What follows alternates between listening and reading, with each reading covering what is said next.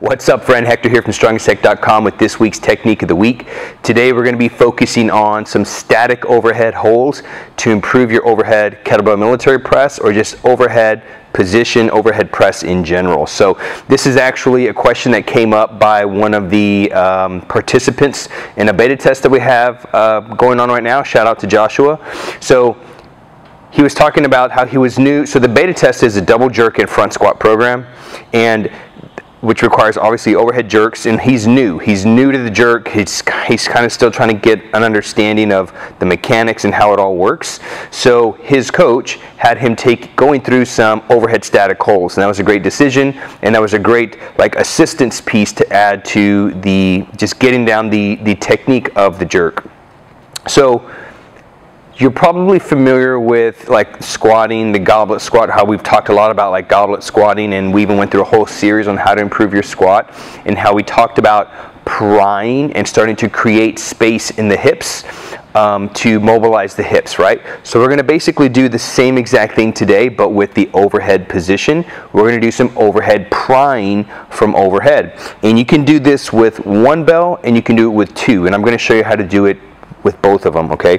And this is going to improve your overhead position, this is going to improve your mobility, this is going to improve the stability in your shoulders, and ultimately this is going to have a huge impact on your press, push, press, jerk, anything that goes overhead, snatch, anything that goes overhead. This is going to help you to own each of those positions. So we'll get right into it. So we'll start with one bell, and then we'll make our way to two. So what you're going to do here is you can clean and press however you want to get the bell up to the rack. You can clean it, you can push press it, snatch it, what have you, okay? I'm just going to press it overhead. And one thing we want to focus on here on the lockout is we want to make sure that we can keep our elbow locked, and we want to make sure that we can keep our elbow connected, right? I'll probably cover this in a few other episodes, but we're going to kind of get a little more granular today. So one thing that we want to focus on is we want to keep our rib cage down. We don't want to flare from our midsection, okay, because we start to get disconnected there. So we want to make sure we keep our rib cage down and we keep our abs tight, okay? So I'll turn to the side here. So what we're going to do is we're going to begin to pry, and you're going to lead with your chest, okay? So one of the reasons why the kettlebell makes a great mobility tool, okay, is because you don't have to sacrifice mobility to get stronger. And sometimes that can start to happen as you start to lift a lot of weight. Your body starts to get tighter, and rightly so, because it has to support all that heavy weight that you're moving, okay? So with the kettlebell, you can get stronger and you can maintain or improve your mobility simply by the way the kettlebell loads your body. So again, I've said this in previous episodes before, the way you hold the bell, the weight is external, or the weight is offset, okay? So me holding onto the handle, the weight is over here, so the weight's actually trying to do this to me, and I have to keep the bell in tight. So I'm going to recruit more muscles, okay? But let's look at that from overhead position. From overhead, where is the weight taking me? The weight here is trying to go straight back. So I'm going to allow that. I'm going to inhale, and I'm going to exhale, and I'm going to allow that belt to go back. Okay? And I'm going to lead my chest forward. Okay? My neck stays neutral. Inhale, kind of square back up, bring the belt back over the center of my shoulder. Don't confuse this with peeling open and letting your hips come out. We want to keep our hips underneath our rib cage. Abs are drawn down. Inhale. And I'm just leading with my thoracic and allowing that bell to pry and pull me open. Okay? All while my shoulder maintains alignment here. Okay? That works, okay?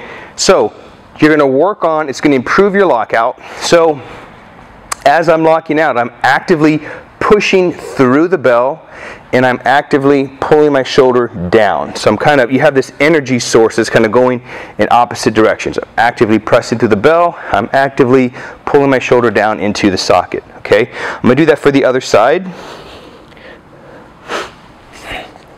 Okay, same thing. Press overhead. I'll turn to the side. I want to keep my rib cage drawn down. I don't want to peel open, okay? Stay connected.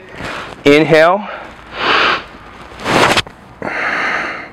And for me, this left side is a little tighter for me. I may struggle to keep this arm locked a little bit just from my history of jiu-jitsu, but you want to try to keep this arm locked so I'm actively punching through the bell, actively pulling the shoulder into the socket, okay? 5 to 10 pumps or a prise back and forth. Also, don't confuse this with moving your head. This is a false sense of mobility. You're not really doing anything here. You want the shoulder and the chest.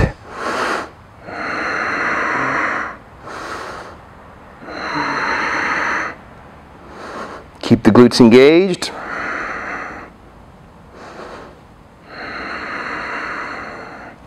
Okay.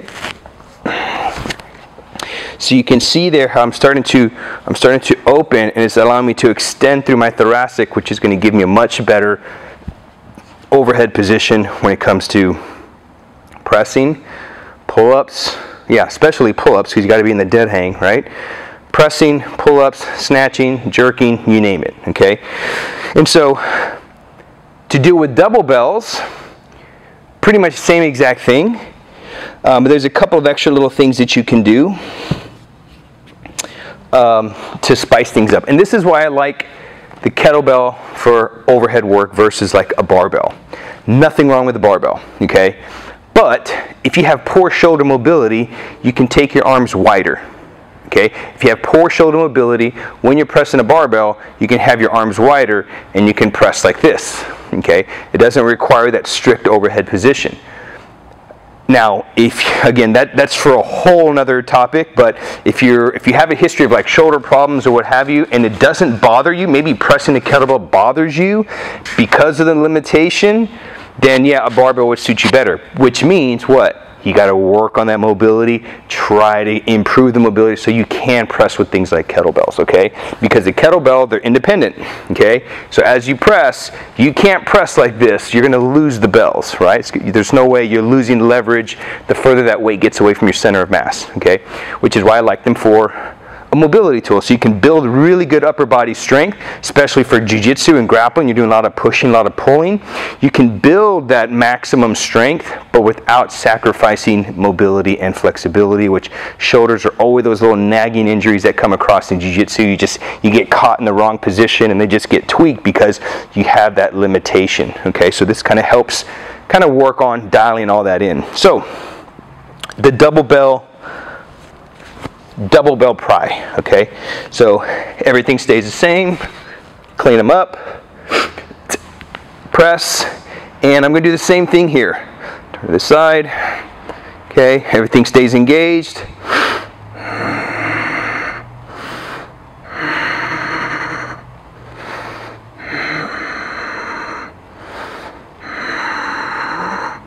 Okay. Now, here's one little thing you can add. You can move the bells away from each other, just a little bit, and then you bring them back together, almost to where you're going to clink them together.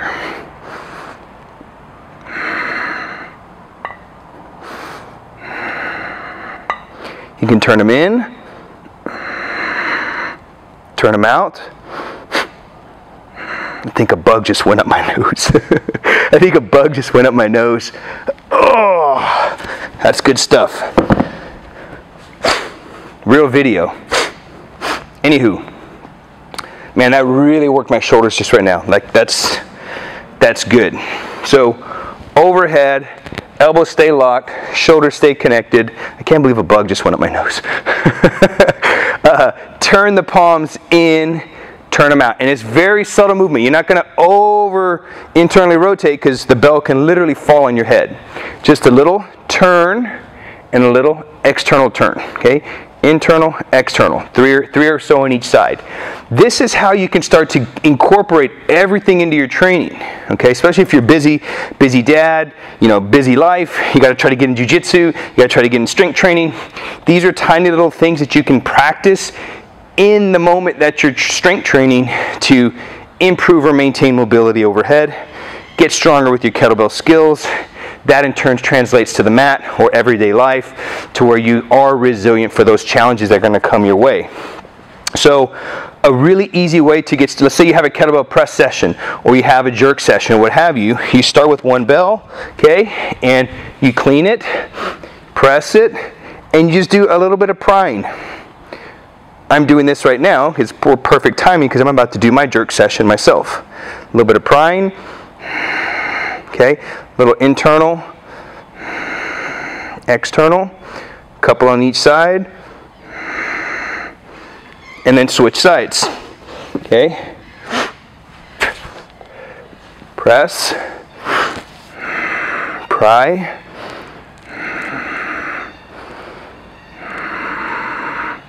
internal, external.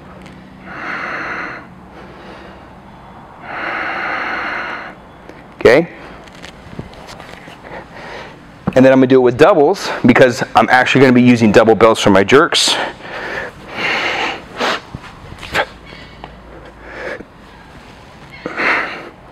Turn to the side.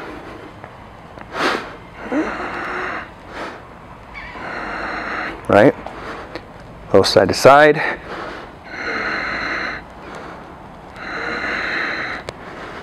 And there you have it. So that is how you can improve your overhead position by using static holds, okay? Give that a try. Let me know how it goes. You can leave a comment below. If you're enjoying these videos, be sure to subscribe to the channel. Check out my other workouts of the week or technique of the week. In the comment section below, if you're wanting to improve your mobility for BJJ, I've got a free ebook down there for you. It's called 5 Steps to Better Mobility for BJJ. You can grab it in the links below. If you have any questions, again, leave it in the comment section. Hector with 𝗏𝗏𝗏𝗏𝗏 with this week's Technique of the Week.